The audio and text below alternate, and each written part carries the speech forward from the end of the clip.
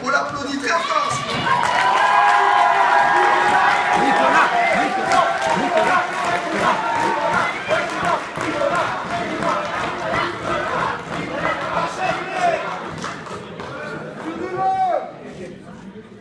Bonjour, messieurs les membres du gouvernement, messieurs et mesdames de l'opposition qui pourra peut-être m'écouter, un petit peu de respect s'il vous plaît. Messieurs et mesdames les députés et les membres du jury. Alors d'abord, j'aimerais revenir sur ce qui a été dit avant, des inepties, tout un tas d'inepties, de la part de l'opposition. Alors tout d'abord, les mannequins, la beauté, la subjectivité de la beauté. Et en effet, parce que nous ne voulons pas une société uniforme où chacun ressemblerait à Scarlett Johansson ou à je ne sais qui. C'est pas ça que nous voulons. Ce que nous voulons, c'est que chacun puisse choisir ce à quoi il veut ressembler. Vous parliez de l'être et du paraître, nous voulons justement une harmonie des deux. Qui vous a dit que les gens qui étaient une chose devaient forcément être beaux? Un homme qui naît homme et qui se pense femme a le droit de devenir femme.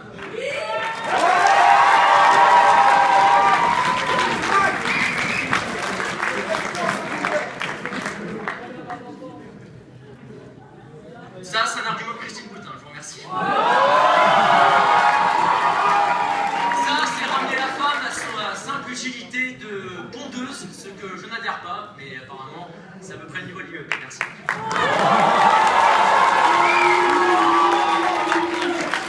Ensuite, encore une fois, il y avait une confusion, parce qu'au final, c'est à peu près tout l'argumentaire de cette opposition, c'est la confusion entre les termes, les glissements de sens, entre chirurgie réparatrice et chirurgie esthétique. Encore une fois, il y a ici une construction sociale et subjective. Quelle est la frontière entre la réparation et l'esthétique? A-t-il besoin d'avoir été défiguré dans un accident de voiture pour parler de réparation? La naissance en elle-même, en portant des traits qui ne sont pas en adéquation avec ce que la personne pense d'elle-même, en elle-même, fait que cette chose est une réparation de ce qu'elle voudrait être.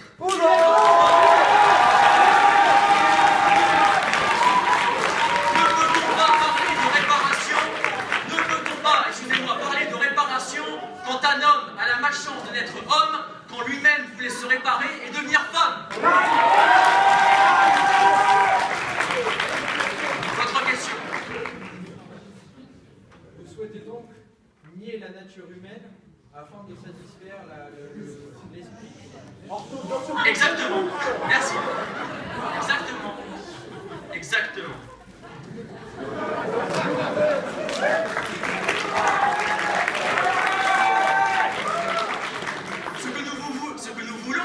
Parce qu'au final, le débat était un petit peu déplacé. Ce que nous voulons, c'est un remboursement total de la sécurité sociale, encadré bien sûr, des frais de chirurgie esthétique. Et pas juste un débat pour ou contre la chirurgie esthétique, ce qui au final était principalement l'argumentaire de l'opposition. Bien sûr.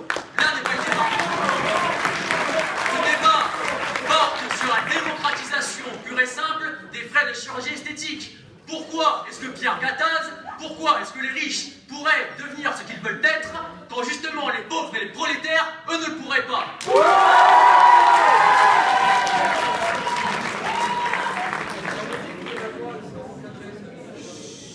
Quel est l'encadrement que vous proposez? Un encadrement psychologique. Tout le but de notre réforme est bien sûr d'aider les personnes qui ne se sentent pas bien dans leur corps de pouvoir le devenir.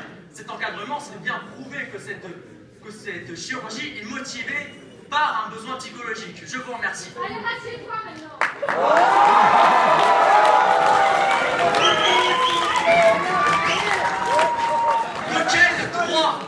De quel droit vous vous opposez à cette réforme? Qui êtes-vous pour dire aux gens, qui êtes-vous pour dire aux hommes et aux femmes de ce pays qu'ils n'ont pas le droit de devenir ce qu'ils veulent être? Qui êtes-vous? Cette réforme, elle est simple. Les questions sont fermées. Cette réforme tient en une seule phrase. Nous ne voulons pas que chacun soit déterminé dans sa vie par ce qu'il est. Nous voulons que chacun puisse devenir ce qu'il veut être.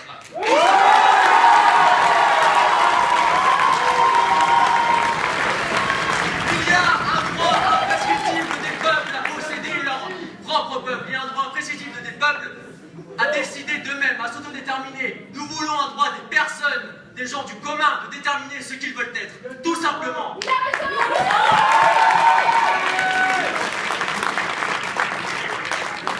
Enfin, on parlait, pour terminer sur ça, erreurs de la nature. Encore une fois, oui, les erreurs de la nature. On peut parler d'erreurs de la nature. Quand quelqu'un ne se sent pas en adéquation dans son corps, quand quelqu'un qui est mal formé, à qui lui manque un bras, quand il a des choses, des difformités sur son corps et qu'il se sent mal, ça on appelle le stigmate social. Mais bien sûr, la sociologie, ça on ne la voit pas à l'IEP.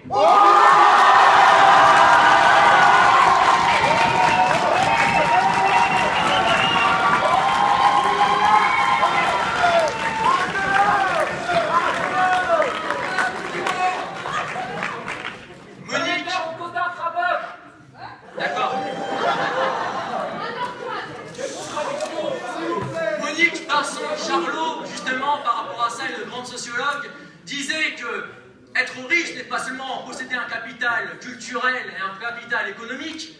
La richesse se porte sur soi. Et justement, nous ne voulons pas qu'aujourd'hui les individus soient déterminés par ce qu'ils sont. Encore une fois, ce que nous voulons, c'est que chacun puisse être ce qu'il veut être.